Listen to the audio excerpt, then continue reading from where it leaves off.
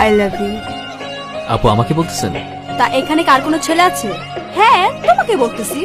আর এত সুন্দর একটা মেয়ে তোমাকে প্রপোজ করলো আর তুমি এইভাবে ইগনোর করতেছো?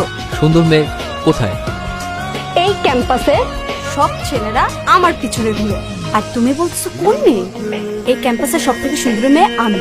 ও আচ্ছা আচ্ছা, ক্যাম্পাসের সব ছেলেরা যদি আপনার পিছনে ঘুরে তাহলে সব ছেলের কমপক্ষে রুচি 3 বেলা খাওয়া উচিত। তাদের মাথায় ঝামেলা আছে। আসি আপু। একবার সরিও বললো না? আরে তোর তো ভাগ্য ভালো, ওর সাথে তোর কথা হয়নি। কখনো কাউকে ভালো কিছু বলেছে বলে তো আমার মনে হয় না, আর এজন্যই ভার্সিটি কি ওকে পছন্দও করে না। খুব ইন্টারেস্টিং। কিন্তু দেখলাম ক্লাসে একা একা বসে, কেউ সাথে কথাও বলে না কেন? হ্যাঁ, কিন্তু ভুলে কথা বলার বা ফ্রেন্ডশিপ করার চিন্তা তুই মাথায় আনিস না। সবাই ওকে ইগনোর করে, আর তোরও উচিত ওকে ইগনোর করা। আর এমনিতেও আমার মনে হয় না কোনো মেয়ের প্রতি ওর আকর্ষণ আছে বলে।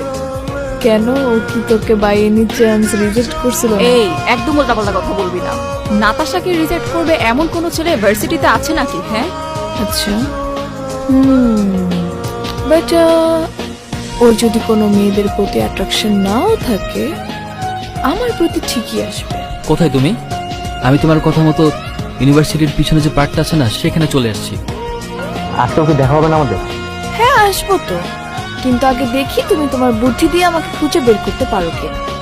যদি বের করতে পারো তাহলে তো দেখা হয়েই যাবে, আর যদি না পারো তাহলে তোমার কপাল খারাপ। তোমাকে কিন্তু ব্ল্যাক শেডে আছে খুব হ্যান্ডসাম লাগতেছে। আমি কতদিন যাবত পাগলের মতো তোমাকে খুঁজতেছি।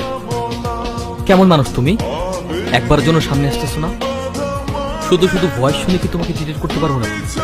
এই এত আকুল হয়ে গেছো কেন আমাকে দেখার জন্য? হ্যাঁ, যখন সামনে থাকি তখন একটু পাত্তাও দাও না, ঘুরেও তাকাও না। এখন তো কি? হ্যাঁ, আমি যদি সত্যি সত্যি তোমাকে চিনতাম তাহলে তোমার উপর থেকে আমার চোখ কখনোই সরাতাম না।